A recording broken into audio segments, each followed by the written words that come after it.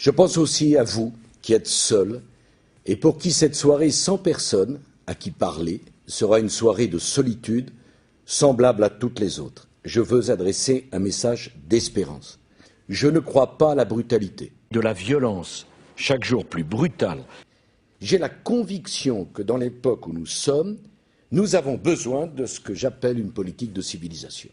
La loi portant interdiction de la burqa sera appliquée dans l'esprit comme dans la lettre. Ou si nous n'entreprenons pas de moraliser le capitalisme financier. La France a exigé des changements pour moraliser le capitalisme. Refonder le capitalisme, le moraliser, ça ne veut pas dire tourner le dos au capitalisme, au contraire. Notre vieux monde a besoin d'une nouvelle renaissance. Toute la question est de savoir si nous serons capables de bâtir pour le XXIe siècle un ordre nouveau. La dernière innovation de notre politique étrangère porte sur la construction d'un ordre mondial. Si demain des pays se révoltent parce que la pauvreté et l'injustice leur devient insupportable, ceux-là même qui font aujourd'hui des profits considérables seront les premiers à voir les sources de profit détruites. Il n'est pas interdit de réfléchir, en ce début du XXIe siècle, à qu'est-ce que c'est qu'un ordre mondial, politique et économique raisonnable. Comptez donc sur la France en 2008, et peut-être au-delà, pour contribuer de toutes ses forces au changement nécessaire pour que la transition actuelle débouche sur un ordre mondial. 2009 peut être l'année de naissance d'un nouveau capitalisme, d'un nouvel ordre mondial. On ira ensemble vers ce nouvel ordre mondial. Et personne, je dis bien, personne ne pourra s'y opposer. Car à travers le monde, les forces au service du changement sont considérablement plus fortes. La Banque mondiale, maître de l'ordre. J'ajoute qu'après la Banque mondiale et le FMI, il faut que nous réfléchissions à l'ensemble de notre architecture internationale et redéfinir cette architecture.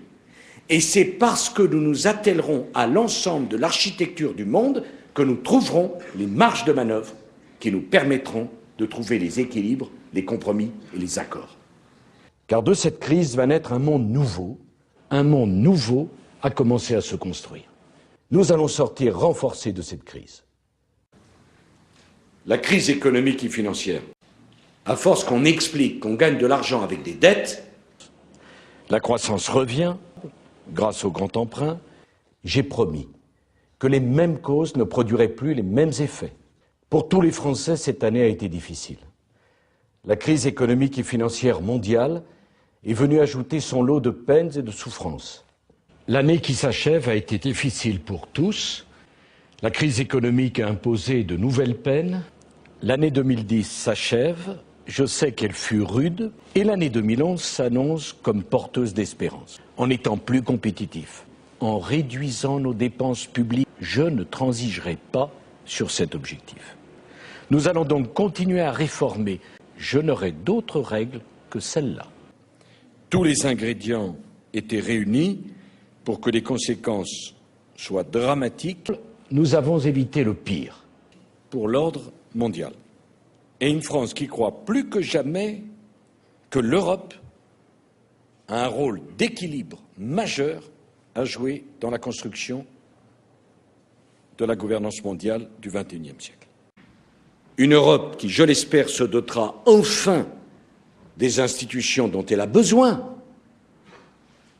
Un président élu pour 2 ans et demi. Il y a d'abord une question absolument incontournable dont la solution est urgente, c'est celle de la gouvernance mondiale. Il y a donc un problème de leadership. Nous ne pouvons pas attendre des décennies que se mette en place une gouvernance digne de ce nom, puisqu'il s'agit de l'avenir de l'humanité, monsieur le Nance.